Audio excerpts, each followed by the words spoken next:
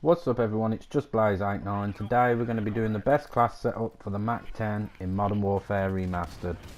Before I get into that, I just want to apologise for the fact that I've been away for the last couple of weeks. I've just had things to do and my internet was down for the last week, so yeah, that's all sorted now though, and it'll be back to a video every 2-3 videos every week. So anyway, let's get into the class setup. The way we're going to set up this gun is going to be, first of all, the attachment we have is, as you can see, the suppressor.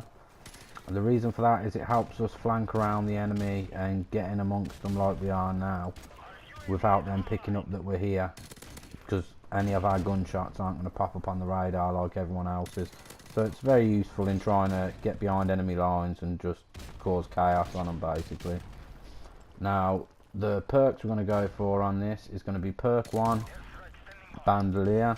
The reason for that is obviously so you've got the extra ammunition, because you will burn through ammo when you're going through getting up the high kill chains, and just in general it's nice to have extra ammo. You don't really want to be running out. If you don't want to go with that, then I would say go with the 3 frags. That's always useful for, again, causing more disruption to the enemy team. So that's what I'll go with perk 1. Perk 2, we're going to go with stopping power. Now, I did have UAV jammer on here, but I decided against it in the end, because although the gun's still effective, it takes away a bit of the range, so I'd rather keep the range and not have the UAV jammer. Now, obviously that means when they've got a radar, the fact that we've got a silencer ain't going to help us no more. But when they haven't got a UAV up, we're good to go. So we're kind of like a semi-stealth class. Perk 3 we're going to go for is going to be extreme conditioning. The reason for that is, again, it's helping us get around, flank around the enemy team, get there as quickly as possible, and just generally keep moving as fast as possible for as long as possible. Because obviously having extreme conditioning is going to extend the amount of time we can sprint for. So as for how we're going to play with this class, I would advise you mainly to keep on the move as much as possible. Use the outsides of the map where you can, because it's always the best way to flank around the enemy team. And where possible, it's not so possible on this map half the time, but where possible, try and flank in the opposite direction to the direction your team's going. The reason for that is, well, there's 2 of them. The first reason, don't know how I didn't get that guy behind there.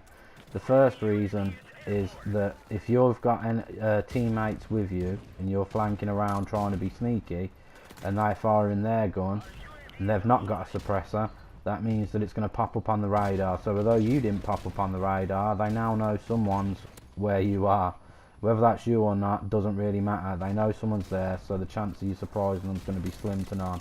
So try and stay away from teammates where possible and using silenced weapons, just to get the maximum benefit from using it.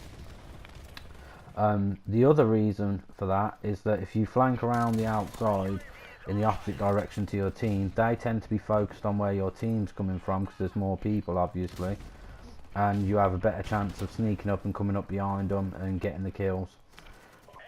Other than that, a few other tips I could give to using this gun is, as with most SMGs, it's got fairly good hip fire accuracy. Even though we haven't got steady aim, the hip fire accuracy is fairly good.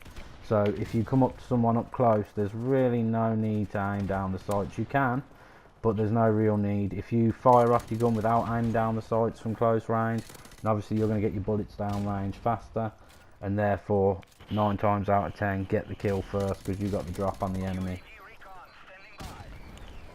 There ain't much else that I've got to say on this class setup. Sorry if it weren't the best video, sorry if the sound's bad, my mic's broken, I'm having to make do with a shitty one at the minute.